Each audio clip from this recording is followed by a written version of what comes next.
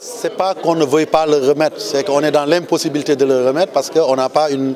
Après les renouvellements, c'est la seule ligue qui n'a pas été... On n'est pas on est dans l'impossibilité de le faire parce qu'on n'a pas une structure légitimement capable de pouvoir recevoir ces fonds alors que l'AG ne s'est pas tenu. On ne veut pas aussi être taxé de parti pris et nous demandons instamment à tous les acteurs de Saint-Louis de pouvoir se retrouver autour de l'essentiel. J'ai lancé un appel tout à l'heure pour Mbour et Ouakam, mais aussi je pense que tous les segments du football doivent pouvoir apaiser les querelles.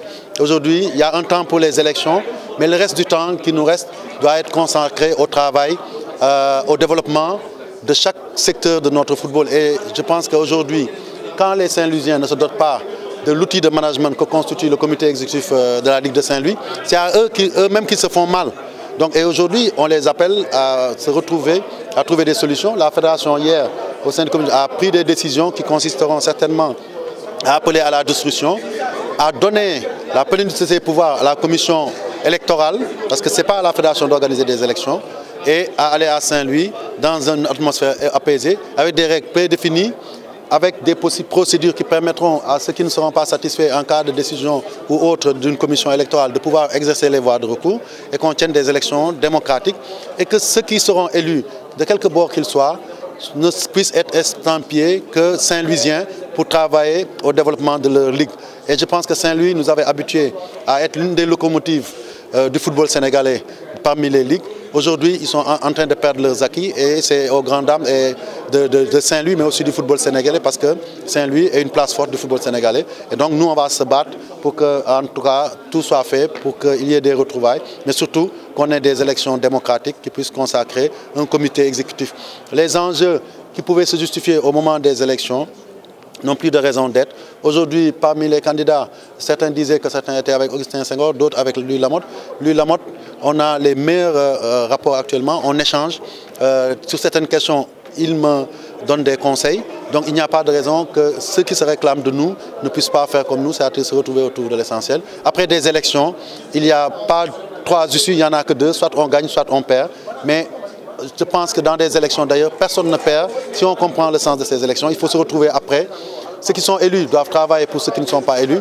Et ceux qui ne sont pas élus doivent travailler aux côtés de ceux qui ont élus pour le même objectif, c'est développer le football d'une ligue qui s'appelle la Ligue de Saint-Louis. Oui, bien entendu, bon, on a eu des échanges avec le président de la Ligue de Thiès, parce que je pense que je peux comprendre aussi que très souvent, au sortir d'élections, il y a toujours quelques réminiscences des heures qu'il a pu y avoir.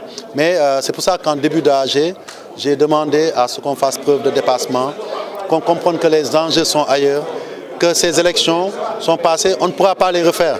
Donc qu'on travaille d'arrache-pied. La Ligue de Thiès est une ligue incontournable dans le football sénégalais. Ils ont des membres qui sont très capables.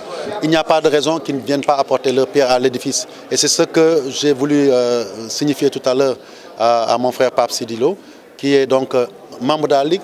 Et il faut comprendre le rôle des ligues. Les ligues ne sont pas des fédérations régionales, c'est des démembrements de la fédération sans personnalité juridique.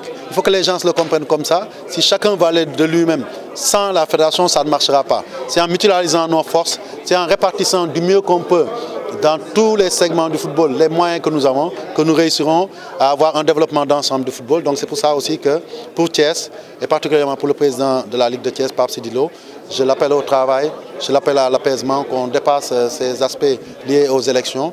Aujourd'hui, c'était une AG pour aller de l'avant, non pas pour se retourner vers ces élections qui sont derrière nous.